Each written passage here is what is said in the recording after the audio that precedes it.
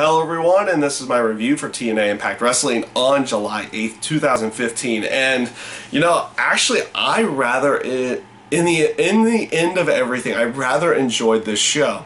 And it was the aspect of how everything went on through the show and then how it got explained right at the end of the show itself. You had EC3 coming out and saying that he was in complete power and that he was going to defend the title against 3 people that night. And I'll get into that a little bit here. But, throughout the whole night, and granted, it did have a lot to do with EC3 and everything, but throughout the entire night, you had EC3 having people come up. It's like, hey, I want to be one of those people. I want to be one of those people. And continually saying no, no. And I had already booked you in matches. Like he books Matt Hardy in a match with the Dirty Heels. He books Bobby Lashley against Tyrus in there. You have Mr. Anderson going up against Bram. You have... he books a match with... Drew Galloway against the Revolution and everything. And, they were making it to feel like he was going power hungry throughout the entire show. And, it came off in the end when they fully explained everything, they made it feel like it was an embarrassment to the company the way it was being run. It's like, oh, you have 2 handicap matches, you have people, it's like you say you're going to challenge 3 people and you have some people coming up, it's like, hey, can I be one of those guys? And like, no, and you book them in some kind of ridiculous match to go along with it at that point in time. And then, of course, when you do defend, you defended against the first guy you beat, which was a nobody, and then you beat Shark Boy. But then they have Kurt Angle come down and say, "I'm going to invoke my rematch clause," only to get an intentional disqualification. They kind of intentionally made it look. What's the proper word here? They almost made it intentionally look bad to explain it at the end of the show and make a teaser going for a new general manager or a new authority figure of sorts at the end of the show there, and I liked how they pulled that off. So actually, in this case, pretty decent writing by the TNA people. I actually liked how this one came off. How Dixie Carter at the end of the night. Actually, before I go into that, you also. Because this one wasn't actually part of the full storyline of the show, all those other areas kind of intertwined to that EC3 type in charge storyline.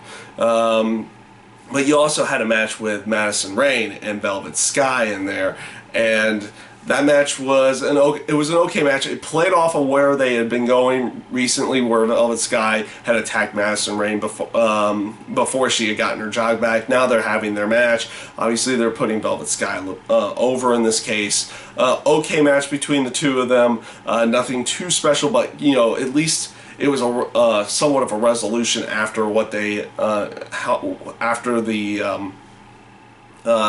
what they had done before they wrote Velvet Sky fully back in as a roster member. So at least it came off and made some kind of sense in that way, shape, or form. Now this basically brings me back to where I was with the whole Dixie Carter coming out and saying that what EC3 did throughout the entire night was a complete embarrassment and everything on that aspect. So basically they turned her face again after she had been heel when she had gotten taken out. And I liked how EC3 continually came off throughout the throughout that entire promo, and how he came off really well throughout the entire night. And trying to get you to hate him. I like this heel character. I've always liked it. The way he's just come off and everything.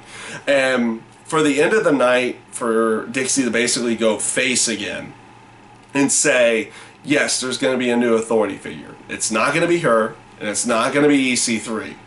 And then they kind of leave it at that. They leave you teased for something next week. I actually like that. It's not one where it's like, oh, there needs to be a new authority figure, and here they are, or here he is, or here she is. No, they're going to leave you teased for a week of who the new authority figure is going to be, and then they're going to reveal it probably on next week's show. I liked how the entire thing came off. It came off really well in my aspect, in my mind, not in aspect, but in my mind, it came off really well.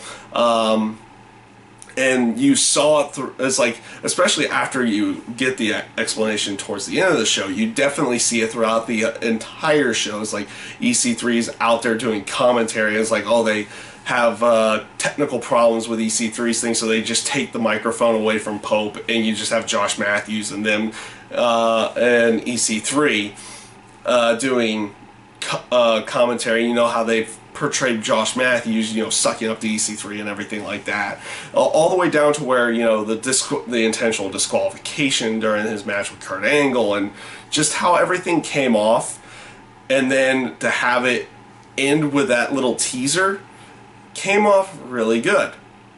And, you know, I don't say that too often with TNA. Like, I say they have good shows and everything like that. Don't get me wrong. But in the terms of actual storyline writing, most of the times they're not that good. And this time, at least to me personally, they came off really good in the terms of their storyline throughout the entire show, and then they left you with something to watch for the next week. So overall, this was a great show. I know, like, how the terms of the wrestling matches came off and everything did not come off looking as good as they usually do, but the storyline throughout the entire night, progressing to what they did at the end of the show, came off really good. And that's what made this show really good, right there. So that is my review this week for TNA Impact Wrestling, and I thank you guys for watching.